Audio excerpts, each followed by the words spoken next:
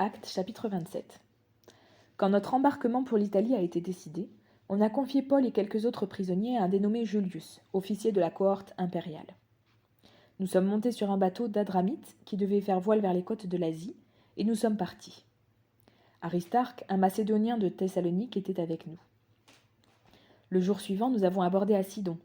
Julius, qui traitait Paul avec bienveillance, lui a permis d'aller chez ses amis et de recevoir leurs soins. Partis de là, nous avons longé l'île de Chypre parce que les vents étaient contraires. Après avoir traversé la mer qui baigne la Cilicie et la Pamphylie, nous sommes arrivés à Myra, en Lycie. Là, ayant trouvé un bateau d'Alexandrie qui allait en Italie, l'officier nous y a fait monter. Pendant plusieurs jours, nous avons navigué lentement, et ce n'est pas sans difficulté que nous sommes parvenus à la hauteur de Cnide, où le vent ne nous a pas permis d'aborder. Nous avons alors doublé le cap Salmoné pour passer au sud de la Crète. Nous avons longé l'île avec peine et sommes arrivés à un endroit appelé Beauport, près de la ville de Lazée.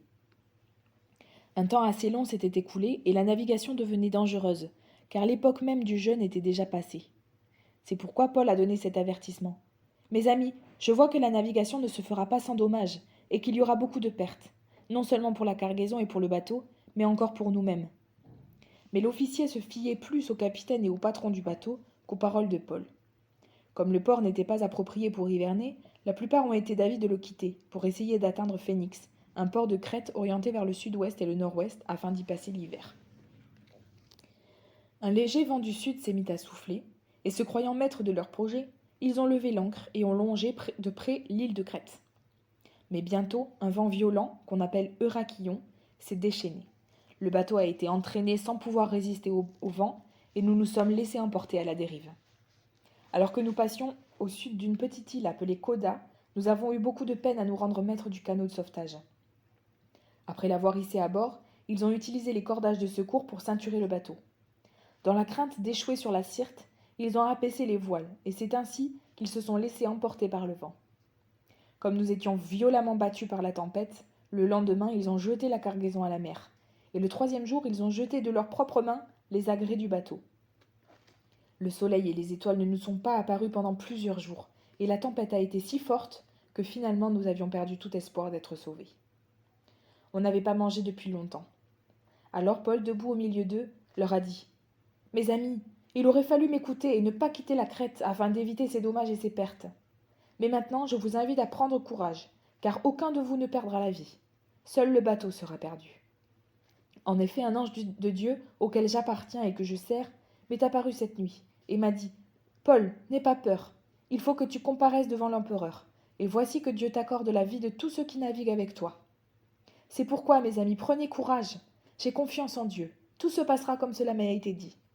Nous devons toutefois échouer sur une île. » La 14e nuit, vers le milieu de la nuit, alors que nous étions ballottés sur l'Adriatique, les marins ont supposé que l'on approchait d'une terre. Ils ont jeté la sonde et trouvé 36 mètres de profondeur.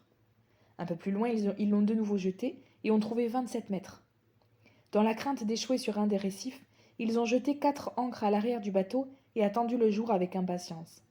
Mais alors que les marins cherchaient à s'échapper du bateau et mettaient les canots à la mer sous prétexte de jeter les ancres situées à l'avant, Paul a dit à l'officier et aux soldats « Si ces hommes ne restent pas sur le bateau, vous ne pouvez pas être sauvés. » Alors les soldats ont coupé les cordages du canot et l'ont laissé tomber.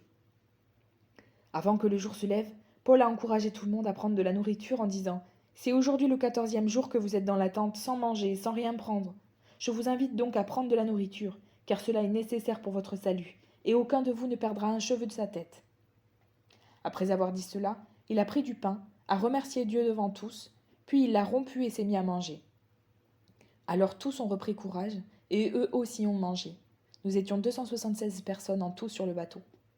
Une fois rassasiés, ils ont allégé le bateau en jetant le blé à la mer.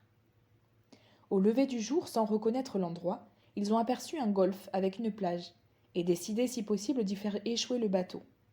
Ils ont détaché les ancres pour les laisser aller dans la mer, et en ont même relâché les attaches des gouvernails. Puis ils ont mis au vent la voile d'Artimon, et se sont dirigés vers le rivage, mais ils sont tombés sur un banc de sable où ils ont fait échouer le bateau. L'avant du bateau s'y est enfoncé et a été immobilisé, tandis que l'arrière se brisait sous la violence des vagues. Les soldats étaient d'avis de tuer les prisonniers, de peur que l'un d'eux ne s'échappe à la nage. Mais l'officier, qui voulait sauver Paul, les a empêchés de mettre ce projet à exécution. Il a ordonné à ceux qui savaient nager de se jeter les premiers à l'eau pour gagner la terre, et aux autres de s'agripper à des planches ou à des débris du bateau. C'est ainsi que tous sont parvenus sains et saufs à terre.